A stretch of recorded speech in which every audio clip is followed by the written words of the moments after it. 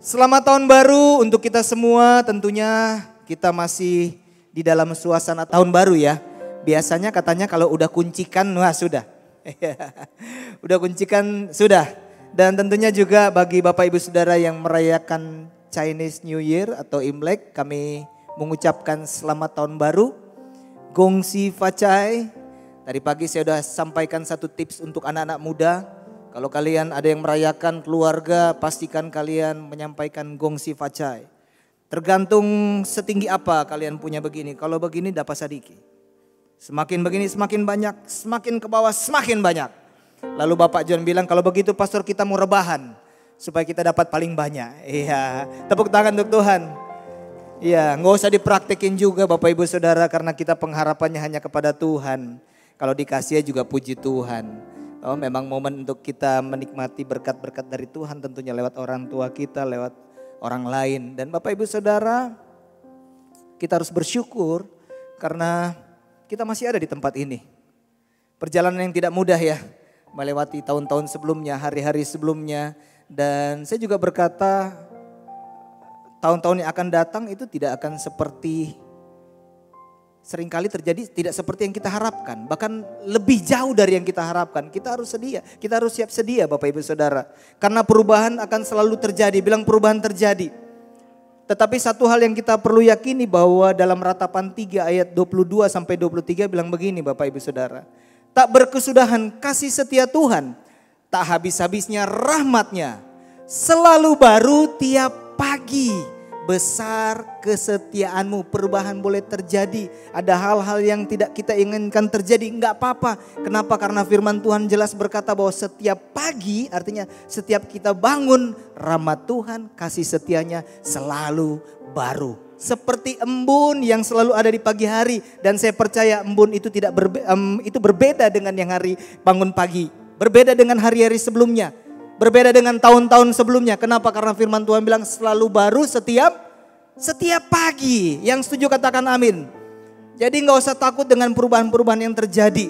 Tinggal tergantung bagaimana kita meresponinya. Kita harusnya belajar untuk merangkul perubahan yang ada. Yang setuju katakan amin. Makanya tema firman Tuhan hari ini saya beri judul Embracing the Change. Embracing the Change artinya merangkul perubahan. Mengapa saya dan saudara harus embracing the change atau merangkul perubahan? Karena suka atau tidak Bapak Ibu Saudara, perubahan akan selalu terjadi.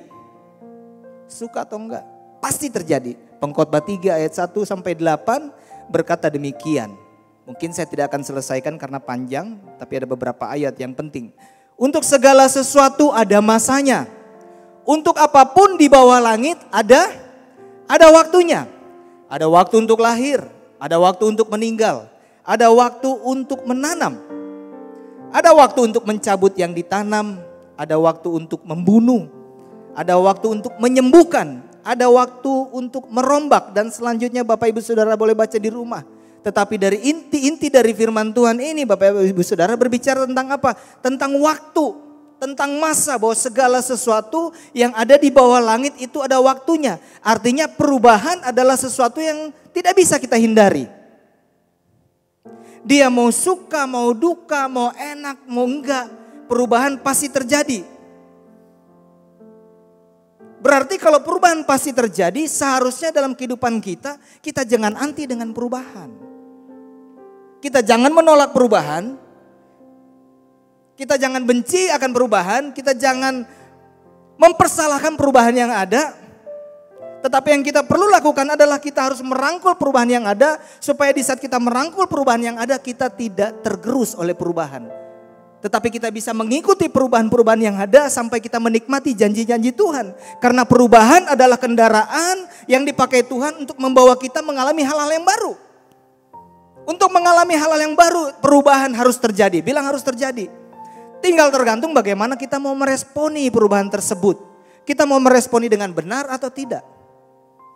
Kita mau meresponi dengan kacamata firman atau kacamata dunia.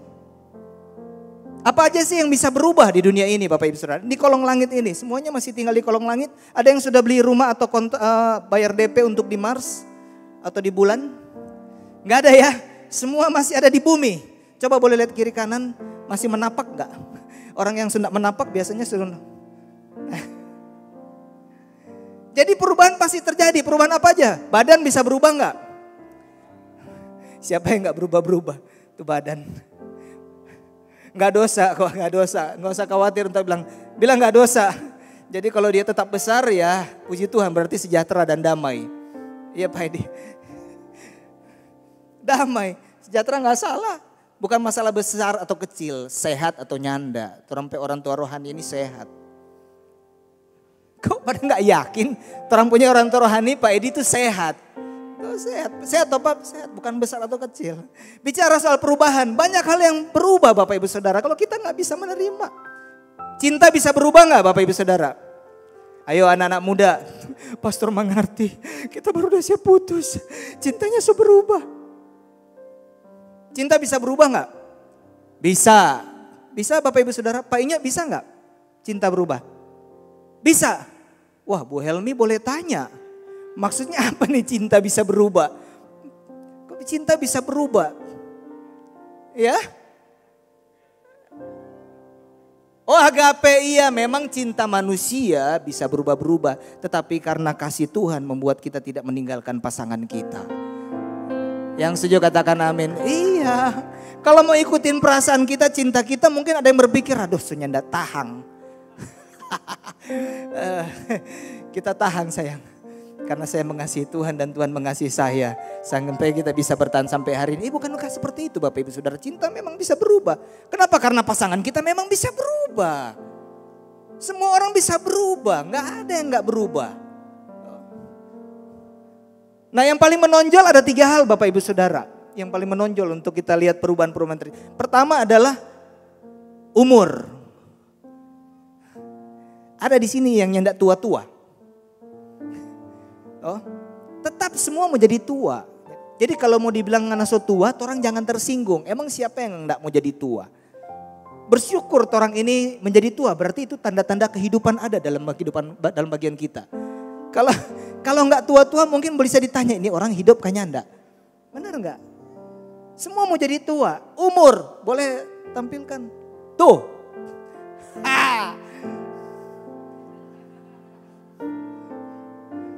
Oh tuh.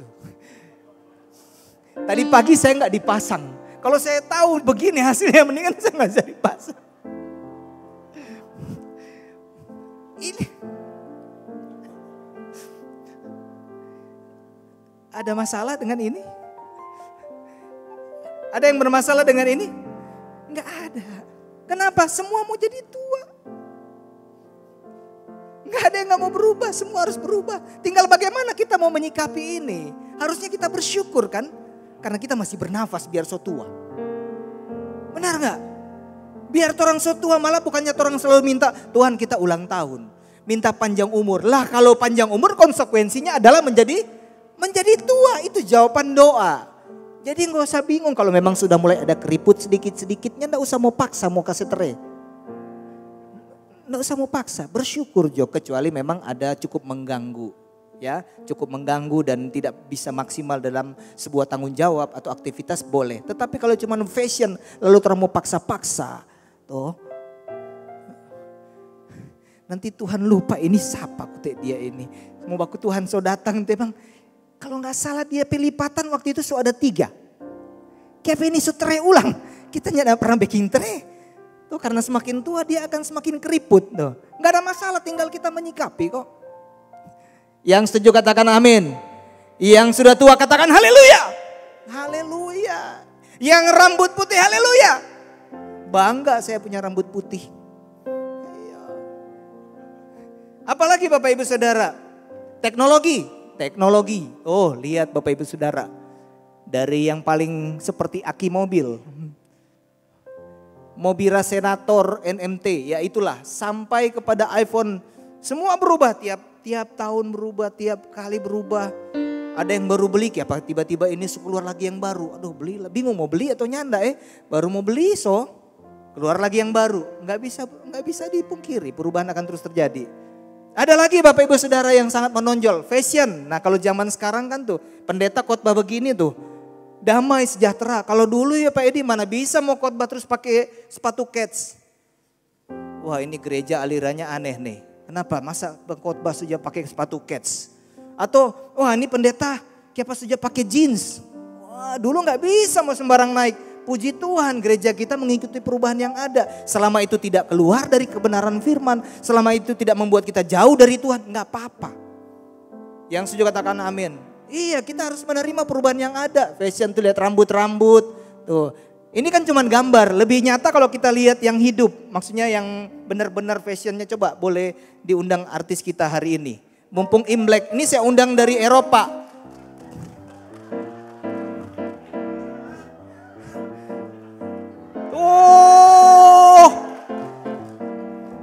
Luar biasa Bapak Ibu Saudara. Nah, keren gak? Boleh foto. Boleh foto. Nah, Fashion of the Week. Tolong bantu dong.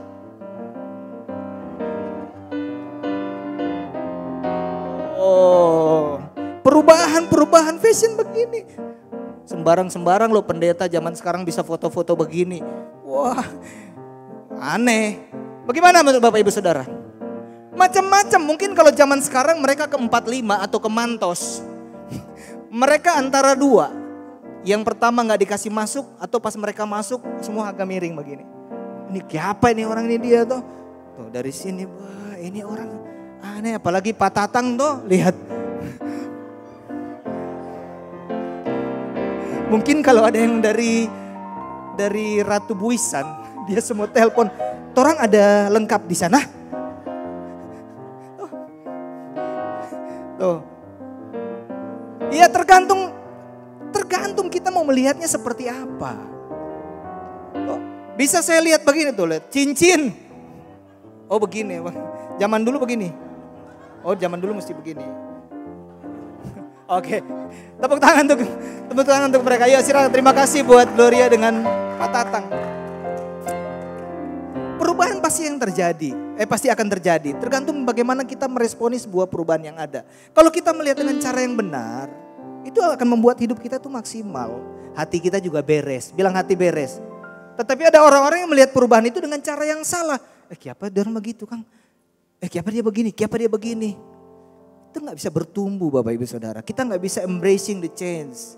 Kita gak bisa merangkul perubahan. Kita akan tergerus, kita akan ketinggalan Bapak Ibu Saudara. Oleh sebab kita harus benar-benar bisa menerima perubahan-perubahan yang ada. Sekali lagi selama itu tidak keluar dari kebenaran firman Tuhan, terimalah. Karena memang dunia ini selalu berubah-berubah. Bahkan perubahan yang ada Bapak Ibu Saudara terkadang bahkan paling sering saya bilang tadi tidak seperti yang kita harapkan Bapak Ibu Saudara. Mungkin tiba-tiba kita tidak ada orang yang kita kasihi di samping kita. Ada yang waktu lahir, kita bersuka cita. Ada waktunya meninggal. Beberapa waktu lalu saya berangkat karena ada salah satu gembala cabang. Tiba-tiba Tuhan panggil. Orang yang luar biasa yang takut Tuhan. Orang yang begitu baik. Kalau mau berpikir kadang-kadang orang bilang begini. Terlalu baik, apakah memang harus secepat ini? Ada begitu banyak cerita, ada begitu banyak alasan. Tetapi itulah yang harus terjadi. Perubahan harus terjadi. Semuanya harus berubah-berubah. Termasuk kehilangan pasangan. Karena dijemput Tuhan mungkin. Atau mungkin ada anak-anak kita yang biasa bersama-sama dengan kita. Kayak Pak Edi dengan Bu Titi ya. Waktu itu bilang aduh gak gampang juga ya anak-anak semua keluar kota. Tetapi kita gak boleh larut dengan hal tersebut. Kita gak boleh larut dengan kesedihan. Kita gak boleh mempersalahkan siapa-siapa karena perubahan harus terjadi. Yang perlu kita lakukan adalah kita rangkul perubahan yang ada. Kita coba berpikir apa yang harus saya lakukan daripada kita bersungut-sungut. Karena bersungut-sungut tidak akan membawa kita kepada hal-hal yang baru. Kembali Bapak Ibu Saudara, perubahan yang ada Tuhan mau pakai untuk membawa kita mengalami hal-hal yang baru. Mari kita melihat dengan kacamata firman, kacamata yang benar Bapak Ibu Saudara. Embracing the change. Tadi pagi saya lupa sampaikan ada satu contoh yang saya dapat di sebuah artikel. Ada perusahaan yang begitu hebat yang Bapak Ibu Saudara tahu, mungkin dulu pernah dengar, pasti pernah dengar. Pernah dengar yang namanya Nokia? Ya, Nokia, Kodak, Microsoft. Nokia dulu menyebut Android sebagai semut kecil merah yang mudah digencet. Itu awal Android keluar. Dan gampang digencet dan gak akan mati. Arogansi dan rasa percaya diri yang berlebihan membuat Nokia terjebak Dalam inovator dilema, sejarah mencatat yang kemudian mati justru Nokia. Tergeletak kaku dalam kesunyian perih. Dan akhirnya Nokia kolaps dihantam iPhone di tahun 2007. Padahal produsen iPhone bukan perusahaan telco, melainkan industri komputer. Melihat hal-hal dengan cara yang salah. Bukannya dia berpikir, oh ini ada yang baru, saya harus upgrade diri nih. Akhirnya ketinggalan. Kodak, masih ada yang dia pakai Kodak. Kamera digital katanya hanya tren sesaat. Cuman sesaat katanya. Dan kamera produksi akan bertahan hanya sebentar. Dan sekarang apa Bapak Ibu Saudara? Semua pakai kamera digital. Semua cari HP yang bahkan gak perlu kamera sekarang. HP aja semakin canggih HP-nya semakin bagus. Melihat perubahan dengan cara yang salah. Microsoft dan Intel Bapak Ibu Saudara. Dulu terkenal dengan dua Wintel. Sekarang apa? Habis. Di dalam dunia PC dan laptop Bapak Ibu Saudara. Nah sama dengan kehidupan kita. Kalau kita tidak meresponi perubahan-perubahan dengan cara yang benar, kita akan kehilangan.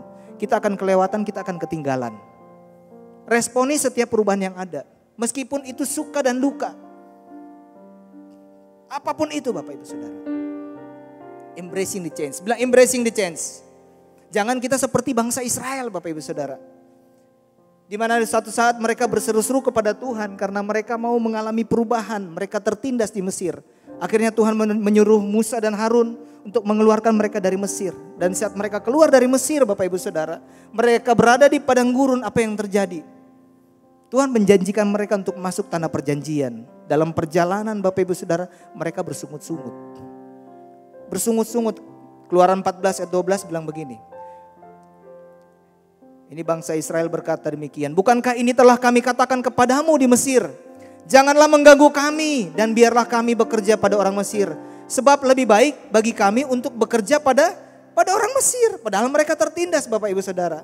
Daripada mati di padang gurun ini. Bilangan 14 ayat 2. Bersungut-sungutlah semua orang Israel kepada Musa dan Harun. Dan segenap umat itu berkata kepada mereka, sekiranya kami mati di tanah Mesir atau di padang gurun ini.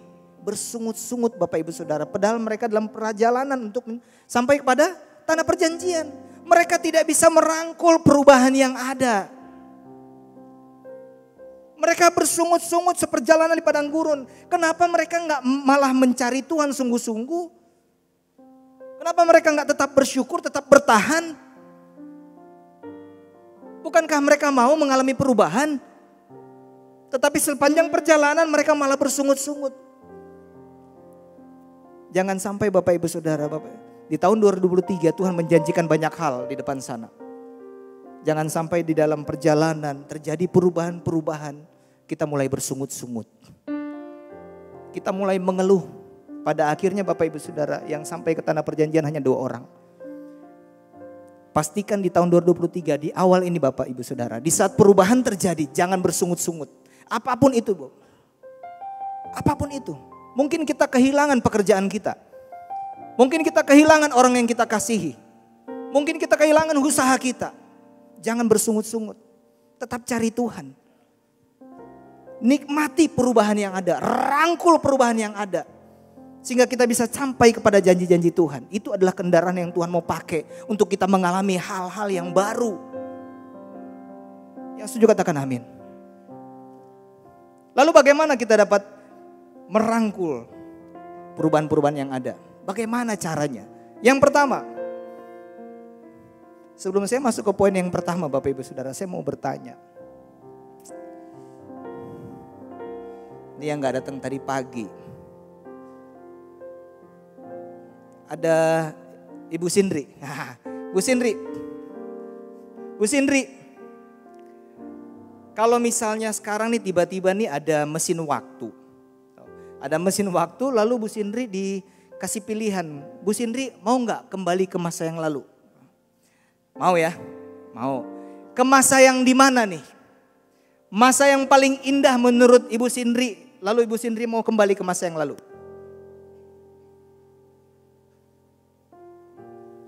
Ya. Ya, kalau dikasih kesempatan untuk kembali ke masa lalu, ke masa yang seperti apa? Momenkah atau Waktu SD kah, SMP kah, SMA, terserah kuliah kah. Masa yang paling terindah yang menurut Bu Sindri? Oh, memilih masa yang paling terindah. Iya, kalau mau kembali ke masa yang mana? Kalau masa yang terindah, SMA. SMA? Iya. Terindah kan? Yang terindah? Iya, Kenapa? SMA. Boleh tahu kenapa yang terindah? Karena SMA itu masa, bukan kok. Masa dimana kita belum terpengaruh, jalannya masih lurus lah Kak.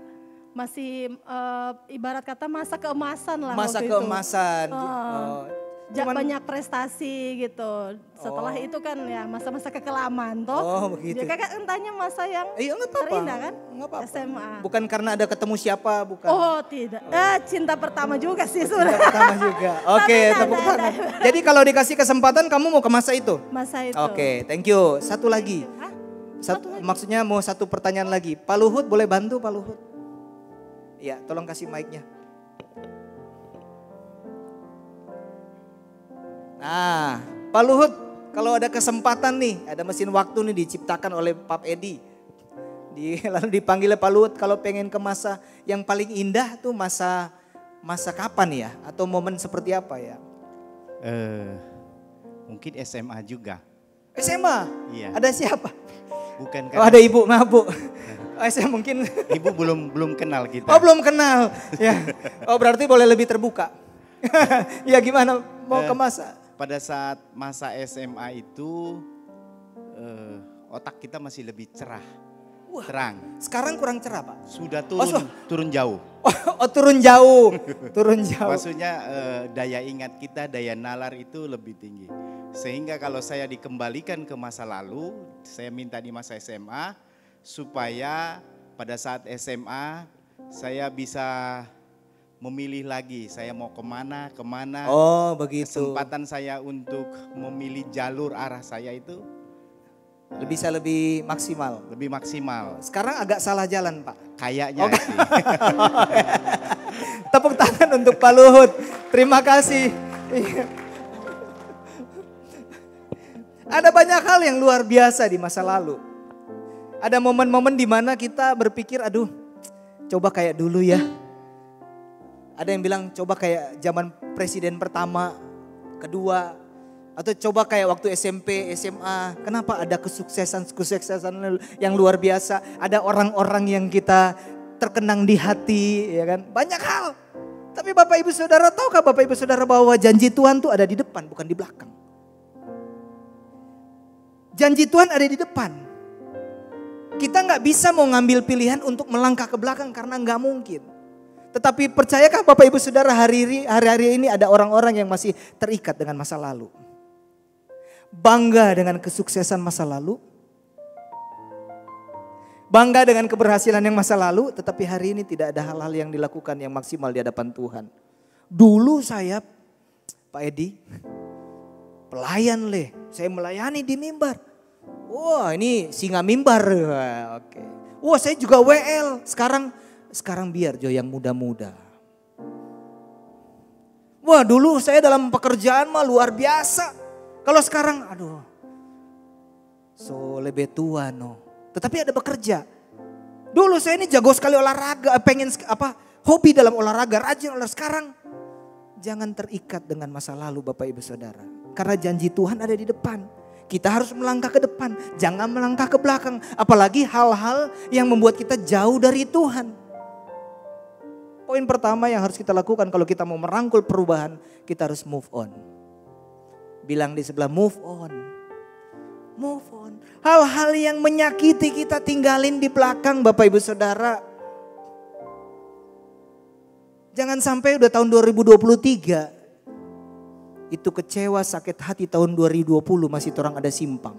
Melewati beberapa tahun. Sebuah fakta karena saya berjumpa dengan orang tersebut.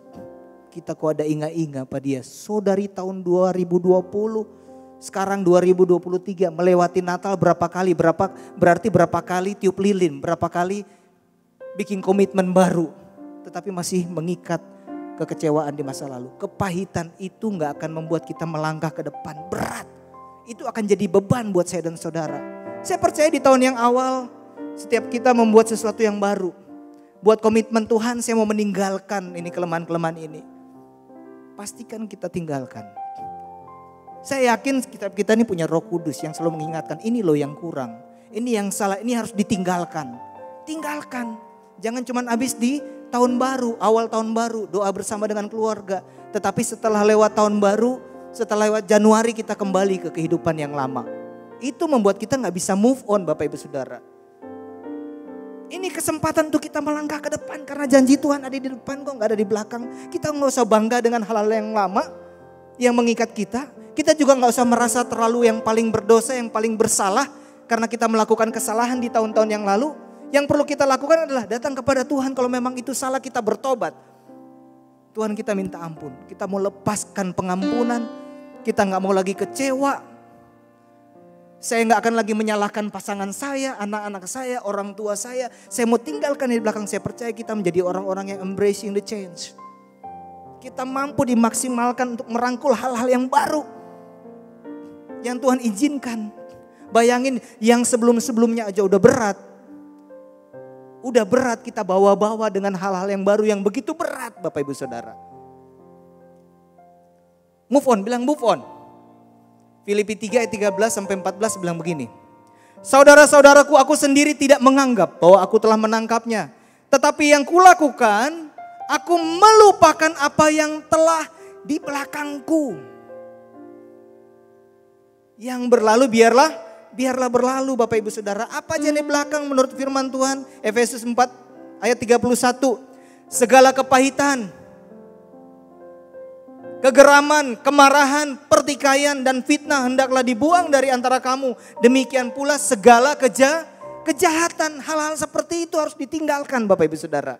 Kalau Bapak Ibu Saudara ingin mengalami embracing the change, untuk menikmati hal-hal yang baru, untuk menikmati janji-janji Tuhan, tinggalkan. Bilang tinggalkan. Pegang di dada sini, bilang tinggalkan. Tinggalkan. Bikin komitmen yang baru. Kita orang-orang spesial di mata Tuhan. Tuhan kita tuh maha pengampun, maha penyayang. Tinggal dari kita aja mau datang sungguh-sungguh gak di hadapan Tuhan. Untuk bertobat. Bertobat berbicara merubah pola pikir Bapak Ibu Saudara. Mau merangkul yang baru, perubahan-perubahan yang ada, rubah pola pikir kita. Bertobat sungguh-sungguh di hadapan Tuhan. Tinggalkan yang perlu ditinggalkan. Aku melupakan apa yang telah di belakangku dan mengarahkan diri kepada apa yang di hadapanku. Mau merangkul yang baru Bapak Ibu Saudara. Perubahan yang ada. Fokus arahkan diri kepada Tuhan. Firman Tuhan bilang juga jangan menyimpang ke kiri ke kanan. Fokus ke depan. Dan berlari-lari kepada tujuan untuk memperoleh hadiah. Yaitu panggilan surgawi dari Allah dalam Kristus Yesus. Berlari-lari. Berarti ada usaha. Ada usaha, ada kerja keras. Yang mau menikah, anak-anak muda, kerja keras, ada usaha. Doa iya. Harus. Tapi kita juga ada bagian yang harus kita lakukan. Amin. Bilang move on. Yang kedua, bagaimana kita bisa merangkul perubahan yang ada? Kita harus menggunakan dan mengembangkan potensi. Nah, ini kita sering dengar disampaikan oleh motivator-motivator. Ya, pastor berarti mau ambil motivator materi, bukan. Malah motivator ambil kebenaran firman Tuhan. Ada banyak ayat-ayat yang mereka pakai untuk bisa memotivasi. Tetapi motivasi dari motivator luar biasa tapi hanya menyampai jiwa. Cuma sampai di jiwa. Firman Tuhan sampai di roh. Jadi sering-seringlah ke gereja daripada sekedar mau ikut dengar motivator-motivator. Bukan gak boleh. Tetapi yang terutama adalah firman Tuhan. Datang beribadah. Hati-hati anak-anak muda. Sekarang anak-anak muda banyak sekali suka quotes-quotes. Dan tanpa disadari kadang-kadang quotes-quotes itu gak ada dasar firman. Cuman kedengaran keren, bagus. Tapi gak ada pertanggungjawaban firman di dalamnya. Kita harus hati-hati. Ya, kembangkan potensi. Dalam Kamus Besar Bahasa Indonesia, potensi memiliki arti kemampuan. Bilang kemampuan. Kemampuan yang mempunyai kemungkinan untuk dikembangkan. Kekuatan, kesanggupan, daya. Hari-hari ini luar biasa Bapak Ibu Saudara. Kalau komputer, saya ingat waktu masih saya sekolah, mulai pegang komputer diajarkan di sekolah itu di SMP kelas 1. Anak saya sekarang kelas 4 SD, lagi belajar apa? Coding. Membuat program-program coding aja saya nggak tahu. Dad, mau kursus coding. Apaan coding? Program-program katanya. Oh begitu. Mau jadi hacker. Wih, hacker apa sih? Bilang hacker enggak. Saya sampai tanya mamanya, hacker apa hacker? Gak bagus tuh Yos, banyak istilah-istilah yang gak ngerti. Artinya apa? Banyak hal-hal yang baru, kalau kita gak mau kembangkan potensi kita akan ketinggalan. Ada gak di sini yang pegang HP Android cuman pakai SMS dan telepon? Ada? Nggak usah angkat tangan. Saya ingat mama saya, tadi pagi saya minta izin ke mama saya. Dapat HP Android. Ya, mami cuma tahu lihat YouTube. Deng telepon. Sudah mami buka-buka John, nanti pelajari. Kalau nyanda percuma ada beli ini. Kenapa? Karena enggak mau belajar untuk bisa memaksimalkan potensi yang ada. Tahu nggak Bapak Ibu Saudara, setiap kita ini punya potensi. Kenapa? Karena saya dan saudara diciptakan serupa dan segambar dengan Allah. Kata diciptakan serupa dan segambar Allah bukan mukanya sama Bapak Ibu Saudara. Bukan bicara mukanya sama, muka kita aja lain-lain. Bukan, tetapi bicara apa? Soal potensi ilahi. Dia adalah kreator, dia kreatif. Berarti potensi kreativitas ada dalam kehidupan saya dan saudara. Kita diciptakan sama soal potensinya, soal kreativitasnya. Tinggal dari kita apa kita mau mengembangkan atau tidak. Tahun 2023 ada begitu banyak tantangan. Saya dapat informasi kemarin ngobrol dengan teman, dia bilang, Kak sekarang di bank-bank udah teller udah mulai berkurang. Digitalisasi udah mulai semakin merebak. Lalu kalau kita nggak mau belajar, kita akan ketinggalan. Jualan-jualan sekarang sudah semakin maksimal online. Nah kalau nggak bisa buka Google, bingung kan Bapak Ibu Saudara. Bagaimana kita mau merangkul perubahan yang ada. Apapun keadaan Bapak Ibu Saudara, apapun yang dipercayakan, kita akan diberikan talenta sesuai kemampuan kita kok. Ada yang 5, ada yang 2, ada yang 1. Nggak usah bingung yang dapat 2 atau 1 atau 5. Kembangkan aja nih yang dipercayakan, kelola dengan baik. Belajar, bilang belajar. Kalau enggak ketinggalan loh Bapak Ibu Saudara. Saya undang volunteer 1, Pak Rudi boleh maju ke depan.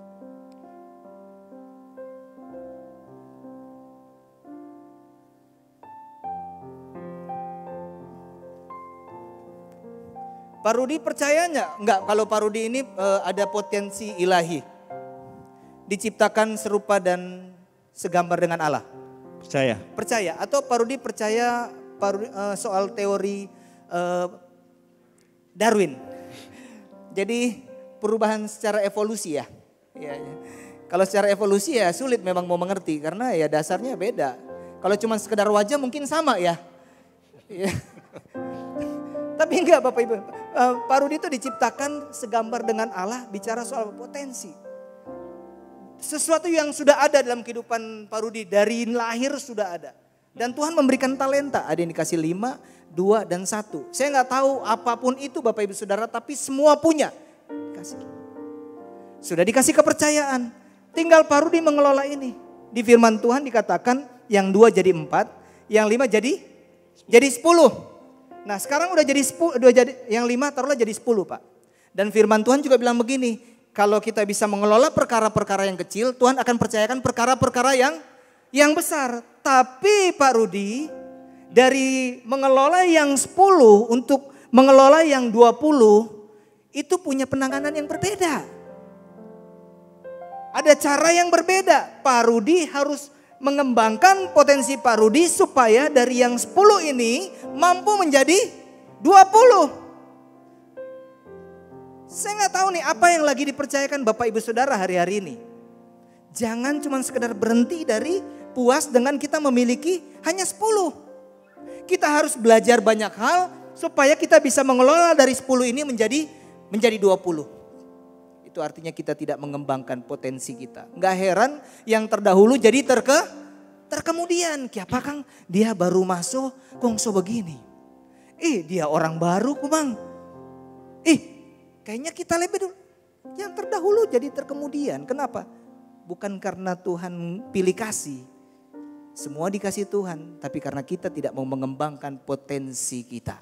Kita hidup dengan persungut-sungutan, merasa pasrah, merasa sudah gak mampu, merasa terbatas. Enggak Bapak Ibu Saudara, selama kita bernafas selalu ada kesempatan dari Tuhan. Tinggal dari kita bagaimana kita mau mengembangkan potensi itu atau tidak. Tahun 2023 pilihannya di tangan saya dan saudara. Apa yang akan kita lakukan?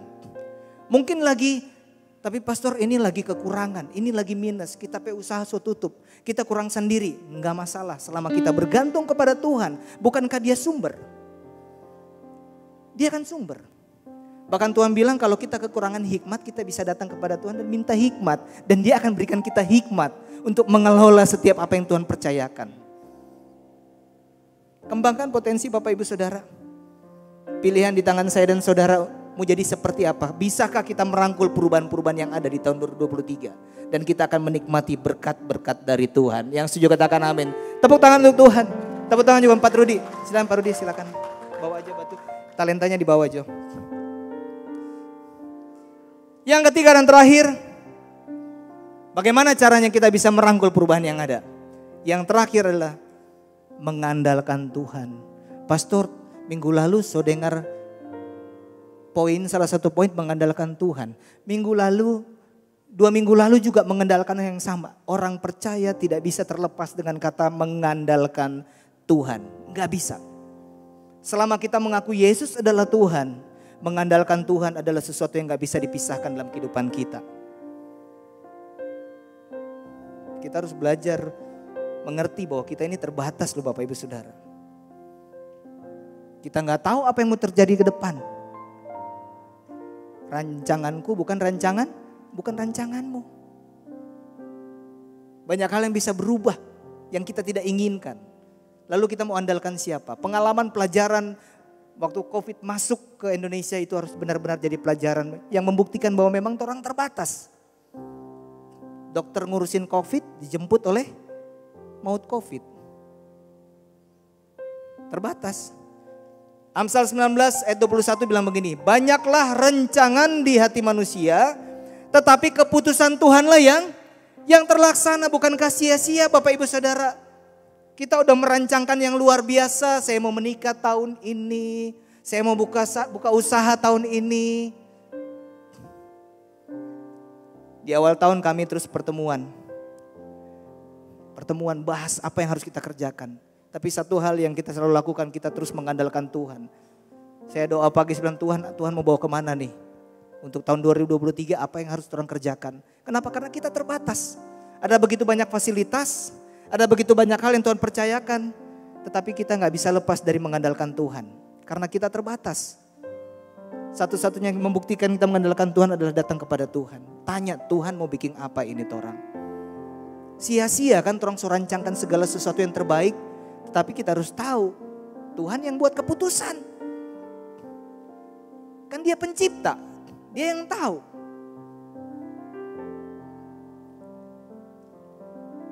Amsal 3 ayat 5 sampai Amsal 16 ayat 3, sorry. Serahkanlah perbuatanmu kepada Tuhan, maka terlaksanalah segala rencanamu. Yang single jangan khawatir, serahkan. Yang usahanya lagi bermasalah, gak usah khawatir, serahkan kepada Tuhan. Apapun kerinduan Bapak Ibu Saudara, serahkan. Sudah Tuhan, saya udah serahkan ke Tuhan. Saya udah doa Tuhan, saya serahkan ini. Terus Bapak sekarang apa? Ya udah santai-santai aja, tunggu nanti Tuhan baking apa. Mengalir Jo katanya. Iya, mengalir begitu kong banjir bawah. Doa dan bekerja. Iman aja harus dengan perbuatan kok. Ada bagiannya Tuhan, ada bagian saya dan saudara. Bagian saya dan saudara adalah mengelola talenta yang ada. Mengelola apa yang Tuhan percayakan dalam kehidupan kita. Bagian kita. Lalu apa arti dari atau pengertian mengandalkan Tuhan? Saya undang tim PW untuk naik. Pengertian dari mengandalkan Tuhan saya ambil dari Amsal 3 ayat 5 sampai 7.